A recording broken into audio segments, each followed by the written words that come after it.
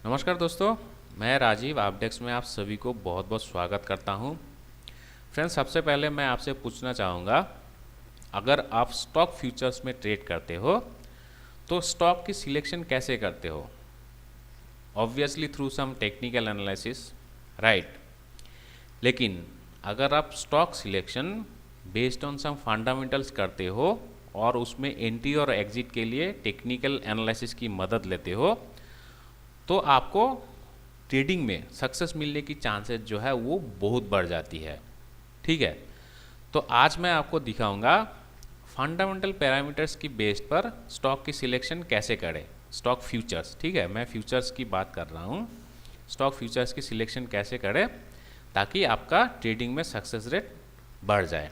ठीक है, तो दोस्तों यहाँ पर मैं आपसे अनुरोध करना चाहूँगा, अगर आप पहली बार हमारे चैनल देख रहे हो तो चैनल को ज़रूर सब्सक्राइब करना और साथ में ये घंटी भी दबा दीजिएगा ताकि हमारी वीडियो अपलोड आपसे फिर मिस ना हो जाए। ठीक है, तो चलिए अभी हम लोग स्टॉक सिलेक्शन के बारे में बात करते हैं। तो उससे पहले मैं आपसे एक रिक्वेस्ट करना चाहूँगा।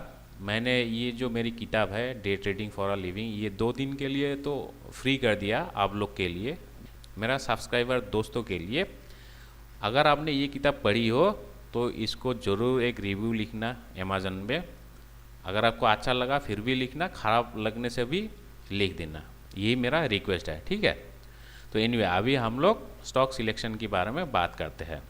तो दोस्तों, ये जो स्टॉक सिलेक्शन है वो मैं एक ही फंडामेंटल पैरामीटर्स के बारे में बात करूँगा, वो है वॉलेटिलिटी। वॉलेटिलिटी क्यों? क्योंकि स्टॉक अगर वॉलेटाइल रहेगा, वॉलेटाइल मतलब क्या है, उसमें मूवमेंट होगा, तभी आपको फ़ायदा मिलने की चांसेस है, प्रॉफिट मिलने की चांसेस है। अगर आपने एक स्टॉक में एंट्री किया और वो मूव ही नहीं कर रहा है तो आपको सिर्फ ब्रोकरेज ही देना पड़ेगा, है कि नहीं। इसीलिए मैं वॉलेटिलिटी को फर्स्ट प्रायोरिटी देता हूँ, क्योंकि आपको ऐसा स्टॉक ही ढूंढना है जो मूव करती है कि नहीं। तो ये स्टॉक की वॉलेटिलिटी कैसे ढूंढना है वो मैं यहाँ पर आपको दिखाऊंगा। तो उसके लिए आपको यहाँ पर ही आना पड़ेगा, एनएसई का वेबसाइट, यहाँ पर ऑल रिपोर्ट्स। और यहाँ देखिए, यहाँ तो बहुत सारा सेक्शन है, कैपिटल मार्केट है, डेरिवेटिव। तो हम लोग स्टॉक फ्यूचर्स की बात कर रहे हैं इसलिए डेरिवेटिव को ही चुनेंगे। यहाँ पर आके हिस्टोरिकल वॉलेटिलिटी, हम लोग स्टॉक फ्यूचर्स की हिस्टोरिकल वॉलेटिलिटी देखेंगे। ठीक है, और ये मैं 5 दिन का डेटा लेके आपको दिखाऊंगा, लास्ट 5 ट्रेडिंग सेशंस में कौन सी स्टॉक्स वॉलेटाइल रहा, क्योंकि हमें मूवमेंट चाहिए, है कि नहीं। तो एनीवे यहाँ पर आकर रिपोर्ट्स में डेली वॉलेटिलिटी फाइल्स और यहाँ पर आपको डेट डालनी है। तो आज तो जैसे मार्केट ओपन है 26 मई है, तो हम लोग क्या करेंगे, 5 दिन का डेटा डाउनलोड करेंगे, मतलब लास्ट वीक का डेटा।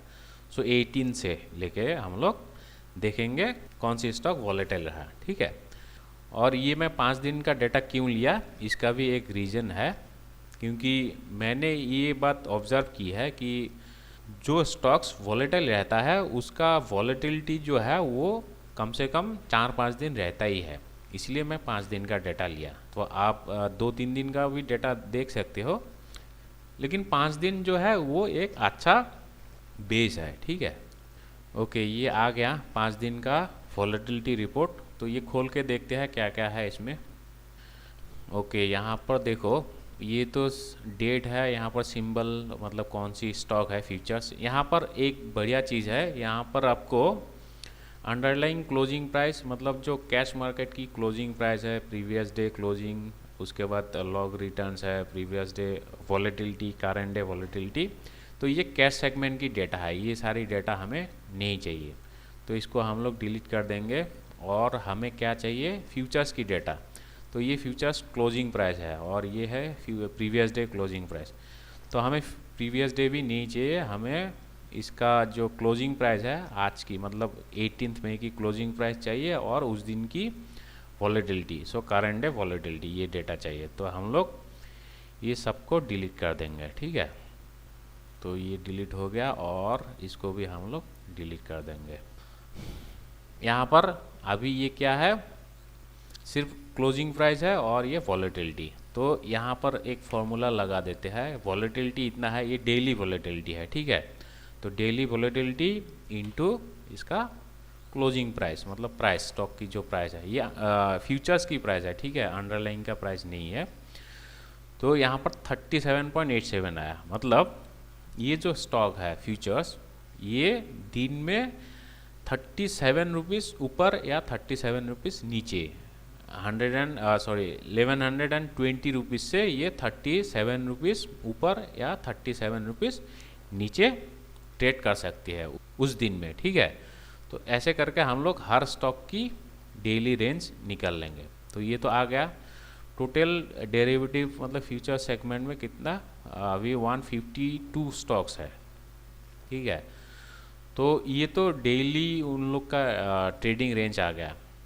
अभी हम लोग क्या करेंगे, इसको परसेंटेज में निकालेंगे, मतलब परसेंटेज में कितना होता है इसका मूवमेंट।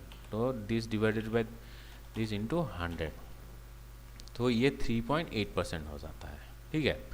तो ये सब स्टॉक्स का, फ्यूचर्स का डेली वॉलेटिलिटी आ गया इन परसेंटेज। तो हम लोग क्या करेंगे, इसको डिसेंडिंग ऑर्डर में सजाएंगे। पहले हम लोग ऐसा स्टॉक चुनेंगे जिसमें वॉलेटिलिटी हो, है कि नहीं, तो इसको हम लोग डिसेंडिंग ऑर्डर में एक बार सजा लेते हैं। तो इसको अभी देखिए, ये येस बैंक जो है ये सबसे ज़्यादा वॉलेटाइल रहा, ये 9.7%, मतलब 10% के बराबर, मतलब दिन में ये 10% मूवमेंट दिखा सकते हैं। ये जो मूवमेंट है ये अपसाइड भी हो सकता है और डाउनसाइड भी हो सकता है, ठीक है। तो यहाँ पर आप क्या कर सकते हो, आप 4-5% जिसमें मूवमेंट रहती है वो सब स्टॉक्स ले सकते हो, और ये एक्सपेक्ट कर सकते हैं हम लोग कि ये जो स्टॉक्स है अगले कुछ दिनों तक, एटलीस्ट 4-5 दिन तक तो ये वोलेटाइल ही रहेगा। हम लोग का मेन ऑब्जेक्टिव तो वही है ना, ऐसा स्टॉक्स ढूंढना है जिसमें वॉलेटिलिटी हो। तो ये आपका रिस्क एपेटाइट या प्रॉफिट जितना आप मांगते हो उसके हिसाब से ये सिलेक्ट कर सकते हो। तो मैं फॉर एग्जांपल मैं 5% ही कंसिडर करता हूँ, ठीक है। तो जो स्टॉक्स मोर देन 5% वॉलेटाइल रहा वो सब स्टॉक्स मैं यहाँ पर आपको दिखाऊंगा, मतलब वो सब स्टॉक्स ही मैं कंसिडर करूँगा। तो यहाँ से इसको क्या करना है, ये सारी स्टॉक्स मैं एक दूसरा फाइल में यहाँ पर पेस्ट कर दूंगा, ठीक है। तो ये जो स्टॉक्स आया वॉलेटाइल स्टॉक, ये 18 मई का स्टॉक्स है, ठीक है। ठीक उसी तरह हम लोग 19 मई का भी डेटा यहाँ पर डाउनलोड करेंगे, डाउनलोड करके यहाँ पर वो सारी स्टॉक्स यहाँ पर पेस्ट कर देंगे, ठीक है। तो मैं आपका टाइम नहीं लूँगा, ये मैं फटाफट डाउनलोड करके आपको ये शीट प्रिपेयर करके दिखा देता हूँ।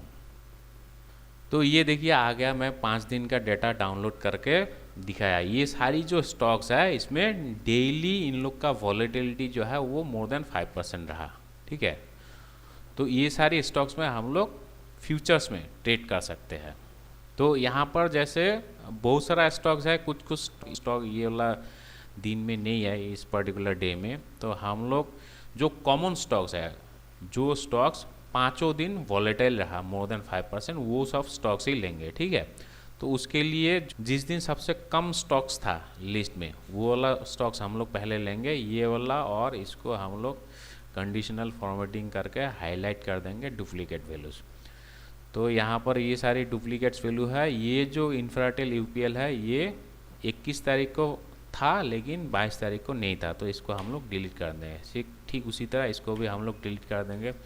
उसके बाद यहाँ पर भी हम लोग कंडीशनल फॉर्मेटिंग करेंगे, और यहाँ पर से भी जो स्टॉक्स वॉलेटाइल नहीं था, मतलब कॉमन नहीं था, वो लोग स्टॉक्स को हम लोग डिलीट कर देंगे, ठीक है। तो इसी तरह मैं इसको भी कर देता हूँ फटाफट।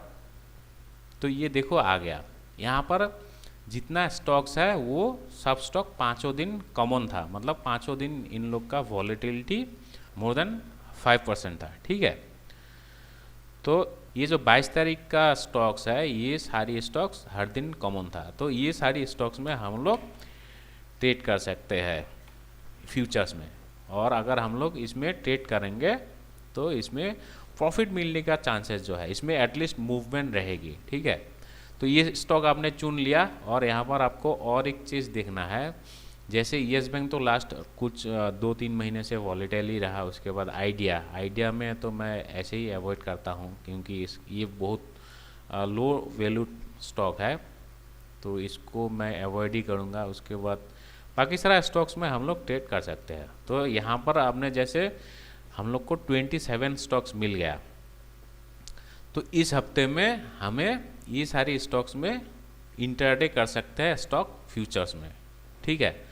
और ये जो लिस्ट है आपको हर महीने इसको प्रिपेयर करना पड़ेगा, या हर हफ्ते आपको प्रिपेयर करना पड़ेगा, क्योंकि ये वॉलेटिलिटी चेंज होता रहता है। अभी जैसे इंडिया वीक्स का वैल्यू कितना है, 31 है, तो 31 होने से मोर देन 5% वैल्यू वाला स्टॉक्स ये आता है, ठीक है, ये सब स्टॉक्स। लेकिन अगर वॉलेटिलिटी कम हो जाता है, ये सारी स्टॉक्स का भी वॉलेटिलिटी कम होगा, डेली वॉलेटिलिटी, ठीक है। इसीलिए आपको हर महीने या हर हफ्ते आपको ये लिस्ट प्रिपेयर करनी है, और ये सारी लिस्ट में से एक एक स्टॉक चुनना है, और इसका फिर आपको टेक्निकल चार्ट भी देखना होगा। ऐसा नहीं है कि ये सारा स्टॉक्स वॉलेटाइल है इसीलिए हम लोग कुछ भी लेवल पर एंट्री करेंगे।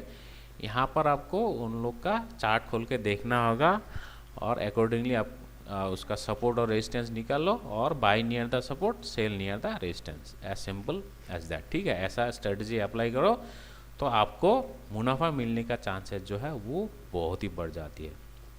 तो दोस्तों, उम्मीद करता हूँ ये जो मैंने स्टॉक सिलेक्शन प्रोसीजर बताया ये आपको पसंद आया। अगर अच्छा लगा इसको लाइक और शेयर करना, और सब्सक्राइब करना मत भूलिएगा दोस्तों। तो आज के लिए इतना ही, मिलते हैं अगले वीडियो में। Thank you, take care.